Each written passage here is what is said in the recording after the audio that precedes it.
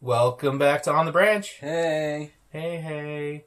So, yesterday, we were talking about, what we feel is the highest priority as far as, what humanity should be dumping all its R&D resources into. Francesca. Yeah. We can stop saying Francesca. Is that our catchphrase? No. Okay, good. Our catchphrase is "We're birds of a feather game together," but why would we say that? We haven't said that in a week on this playthrough. We'll edit it in post. No, we won't. No, we probably won't. Oh, you missed that because you were looking at your goddamn stupid phone. Shut up! I was looking for something. The turret goes wonky. Come on, scan this guy. Get him. Yeah, new creature. All right. It's a space pirate. Yeah. Oh, and you ruined it. Good and the job. door closed. No, he's still there. Okay. The stuff in the room next to you stays there in this game, and he's gonna slowly die in front of me and fade away. Yay! Yeah. So I guess you never heard of this CRISPR thing that's lighting the biology world on fire. No. Okay, so does it have to do with vegetables and keeping them fresh? It in fact is not, and I don't remember why it's called CRISPR. Let me give you my trying to remember the episode of Radiolab I listened to 3 months ago version of what this exactly is. Okay. It is CRISPR, and it stands for something. CRISPR. Yeah. And it is a method that bacteria use to store a virus's DNA. What'll happen is if a virus gets into certain species of bacteria, they will, and the bacteria survives, it will encode that virus's DNA for future use. It's part of the cell's bacteria now. Yeah, it's part of the no. It's part of the bacteria cell's way of saying hey, hold on to this. Remember this. We might need it. Yeah, the next time this comes in, we're going to be able to fight it better now. I think we have the research on map stations, right? Yeah, okay. Yeah, it's just the things behind it if you want them. Oh, yeah, we'll scan those in case there's a red one. That's the important ones. Yep. So, and it took, decades for them to figure this is what was going on with all this. And what they also learned, and the way, the process that it encodes that is what they call CRISPR, because it has a protein process to write that DNA into its own DNA and record it. Does it keep it fresh, though? It does. It keeps it very fresh. Maybe that's why it's called CRISPR. Because this is actually, so far, the most reliable way we've found to write DNA to something. And we can now use that in non-bacteria cells to write new DNA onto a cell. And the best part is, it's kind of a cut and paste process. Right. So you can cut the DNA out, and then later on, basically there's stuff in every cell that repairs DNA. Mm-hmm. So you can just leave the DNA you want laying around, and just sort of suggestively wink at the repair process and say see, this go ahead and fix it. This is what you wanted to put in there. Yeah. And it's a way that you can edit any sequence of DNA on any living creature. Well, that sounds fun. And yeah, it's really amazing because it's fast. So why are we not taking advantage of that yet? Because it's the sort of thing that takes decades to develop. I mean, this is this is big science stuff. Yeah.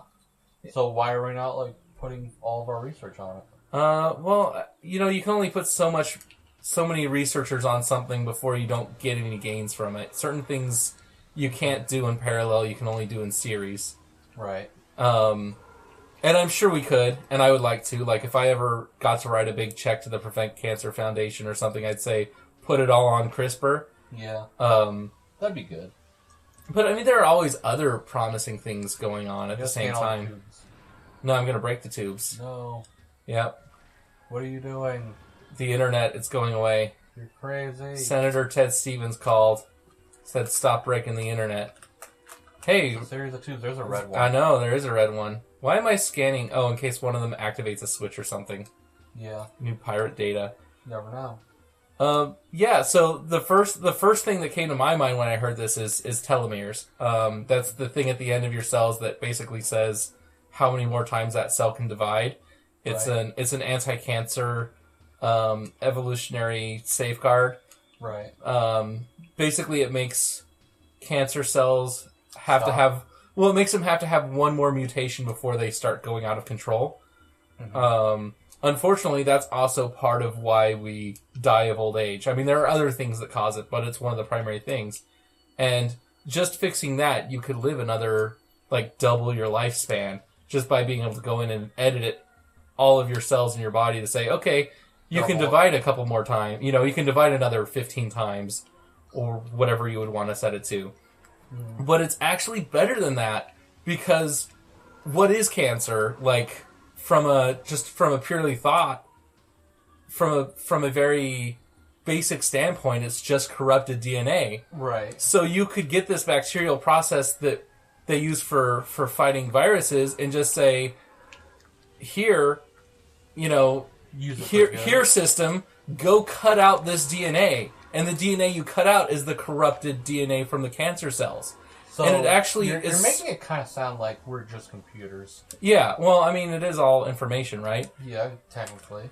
So you can say, like, it works faster than cancer cells divide, too, this process. So you can literally say, here's the bad DNA, go get it. You don't even have to make new cells. Your body will fix itself on its own. I mean, you could. That could be part 2 of the process. Right. And, I mean, they're talking about rolling this stuff out in the next decade or 2. That'd be cool. Now, granted, it's going to be a rich person-only thing at first, but, you know... That's how it always is. Yeah, well, but it's still... It looks like it'll be cheaper than current treatment. See how it freaks out there if you shoot the electric heat? Okay.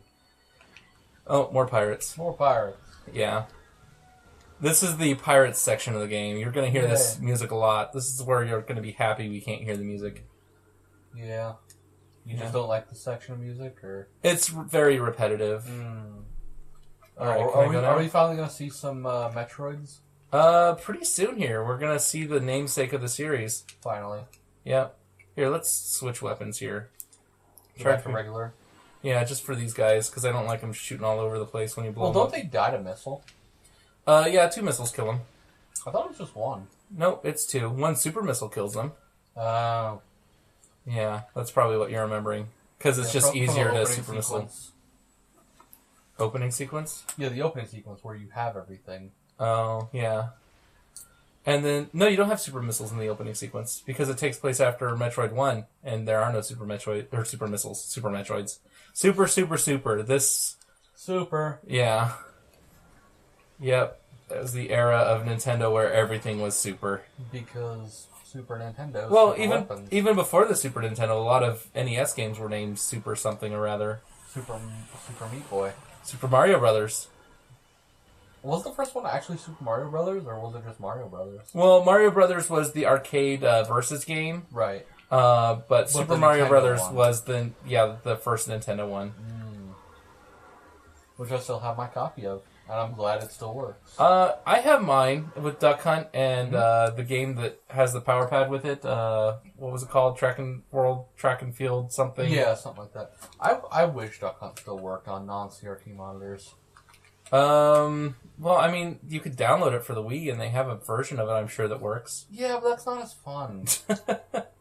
Like, because it's, I don't know, it's just a nostalgia for the actual Duck Hunt gun. Do you remember what they would do before they had this CRISPR thing? And they've tried it on humans. It's not very successful. It's less accurate. It doesn't always hit the right part of DNA. Would they just... I don't know. The old term for it was gene therapy, and what they would do is they'd take a retrovirus, right. Which is any virus that writes, DNA over a bacteria's DNA or a cell's DNA. Normally it's to reproduce itself, but they would take like an E. coli bacteria or something that's really not E. coli bacteria. What am I saying? Some kind of virus. They'd take a virus, and it would inject its DNA, but its DNA payload. Instead of its reproduction process, you would give it a payload that was the DNA you wanted. The problem is virus DNA is really inaccurate. It's just inaccurate, so it doesn't always do what you want. It doesn't always hit where you want it to. So they go to the foot. You meant brain, right? Well, not even that. It's go to this part of the genetic code because it basically dumps its genetic code wherever it can. Yeah. It doesn't take a lot of genetic information to say, okay, make this virus 100 times. So it doesn't have to be on one particular gene. It doesn't have to be on one particular, not gene, what's the term? You have chromosome. Yeah. It doesn't have to be in a specific spot, and most genetic diseases you want to cure are in a very specific spot. Chromosome, yeah. Yeah. And if you end up writing the fix for that, you're basically overriding something else that might be very important to the human life. In the wrong spot. Yeah. And you're doing this over, trillions of cells, and you're missing a lot. Yeah. That could potentially ruin stuff. Yeah. Just a little bit. Yeah, it could definitely. But I mean, on certain things, like I know they were doing it with muscular dystrophy, you don't need to get every cell to get it right. You only need 1 in 100 cells to get it right. But it's what you do to the other cells that you mess up.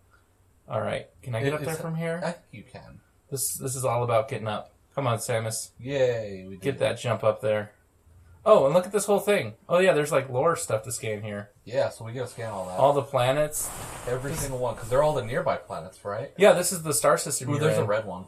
Yeah, there was another red one. We'd go and read them all, but... but you fell down. But I fell down. Oh, we got that one. We got that one. Planet Zebes. There's... Are we on Zebes right now? Or? No, we are on Talon 4. Oh, right. Yeah, that's the one we're on right here. Is it in the same system as Zebes? Or? Let's find. Did we see Zebes? Yep, there we go. Yeah. So they're all near each other. And SR388 is in a different star system. That is where... Other Metroid game? No, that's where Metroid 2 takes place. The one on the Game Boy. Wait, the one? The original Game Boy. Yeah, not the Game Boy Advance. Not that highfalutin advanced class smart kid Game Boy. Nope, the brick. Brick? Yeah, well, it was kind of brick-like. I loved my Game Boy. It was like a Nokia. You could throw it against the fucking floor and nothing would happen to it. Yeah. Like, comment, and subscribe if you liked your original Game Boy. Played some Pokemon on it, maybe. I wish I still had mine. Oh, hey, there's a thing there. Yep. What's behind me? Is that a safe station? Let's go behind me first. No, get the thing first. No, I'm gonna get this. Oh, is it time, Ahmed? Is that why? Yeah, get the thing. Okay, you know what? Let's get the thing next time on the branch. Okay, fine. Yes.